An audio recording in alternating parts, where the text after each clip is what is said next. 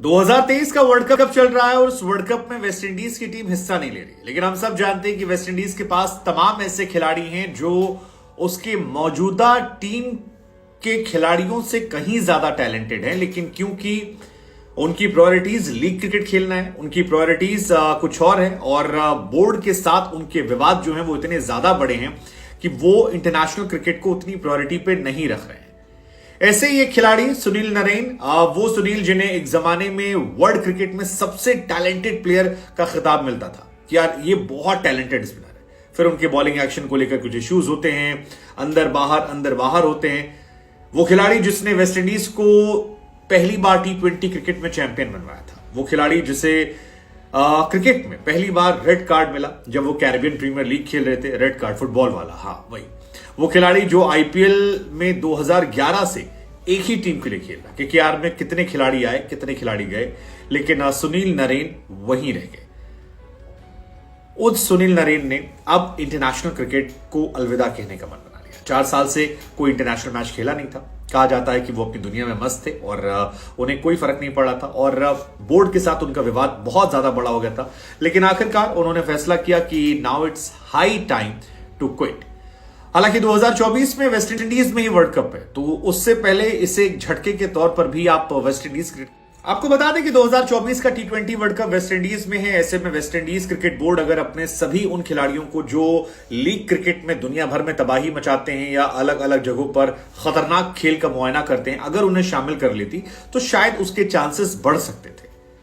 Sunil Naren, Andre Russell और तमाम ऐसे खिलाड़ी हैं जो काफी टैलेंटेड हैं, लेकिन वेस्ट इंडीज क्रिकेट के लिए कम खेलते नजर आते हैं। सुनील नरेन ने लास्ट टाइम 2019 में इंडिया के सामने मैच खेला था और उसके बाद से उन्हें उनकी टीम में जगह नहीं मिली और इसी बात को लेकर उन्होंने इंस्टाग्राम पर एक पोस्ट किया जिसमें लिखा कि वेस्ट इंडीज क्रिकेट से खेले हुए मुझे 4 साल से अधिक समय हो गया, 4 साल से मैं नेशनल टीम का हिस्सा नहीं हूं। बहुत सारे इश्यूज रहे जिस वजह से मुझे क्रिकेट से दूरी होनी पड़ी। दरअसल वेस्ट इंडीज क्रिकेट बोर्ड में सैलरी का इशू है और सैलरी का इशू है, ऑल्सो कुछ और इश्यूज हैं। उस वजह से तमाम खिलाड़ी जो हैं खेलना पसंद नहीं करते क्योंकि पैसे मुट्ठी भर मिलते हैं, एटीट्यूड का इशू है। सो वेस्ट इंडीज क्रिकेट बोर्ड की जगह वो दूसरी लीग्स को प्रायोरिटी देते हैं और अब क्योंकि इंटरनेशनल लीग्स इतनी ज्यादा हो गई हैं कि आप साल भर कहीं ना कहीं खेलते रहते हैं, सो उस वजह से इन्हें इश्यूज नहीं होते हैं। हालांकि सुनील नरेन कई सारी फ्रेंचाइज लीग में खेल रहे हैं, जबरदस्त खेल रहे हैं और वहां पर अच्छा कर रहे हैं। केकेआर में 2011 से वो हैं, कितने दिन और रहेंगे मैं इसको नहीं कह सकता क्योंकि केकेआर के पास अब कई सारे स्पिनर्स आ गए हैं। सुयश शर्मा, वरुण चक्रवर्ती, कुलदीप को तो हटा देता उन्होंने।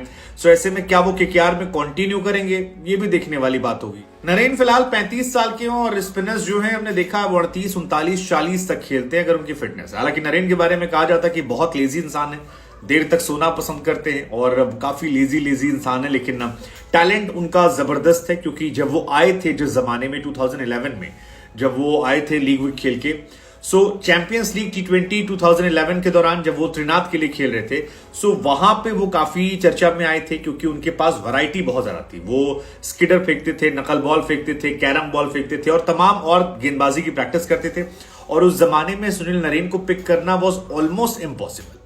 फिर बाद में उन्होंने अपनी बल्लेबाजी भी डेवलप की थी। हम सब ने देखा है कि केकेआर के लिए 2-3 सीजन में उन्होंने ओपन किया है और ओपन करके जबरदस्त परफॉर्मेंस दी है। हालांकि जितनी छाप उनकी लीग्स में या अलग अलग फ्रेंचाइज के लिए खेलते दिखाई पड़ी, उतनी छाप उन्होंने इंटरनेशनल लेवल पर अपनी नहीं छोड़ी है। मतलब एक तो मैचेस हम खेले, 65 वनडे मैचेस खेले हैं वेस्ट इंडीज के लिए जिसमें 92 विकेट निकाले थे, 6 टेस्ट मैच खेले हैं और 51 T20 मैच खेले हैं। 6 टेस्ट में 21 विकेट निकाले हैं और 51 T20 मैचेस में उन्होंने 52 विकेट निकाले हैं खेलते हुए।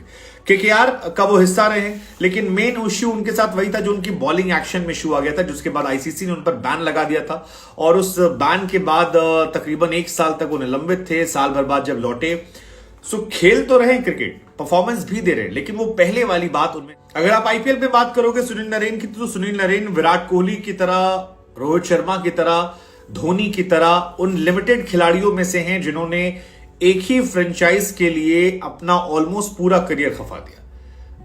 2011-12 में उन्होंने ज्वाइन किया था और तब से लगातार वो वहीं पर जुड़े हुए हैं। उन्होंने केकेआर को छोड़ा नहीं, अलग अलग उनके रेट्स गए। केकेआर कई बार उन्हें रिटेन करती थी, कई बार उन्हें खरीद लेती थी, लेकिन केकेआर ने उन्हें छोड़ा नहीं और वो भी केकेआर से दूर नहीं गए।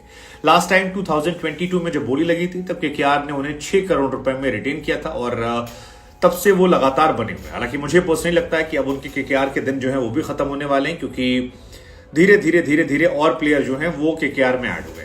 26 में 1988 में उनका बर्थ हुआ था।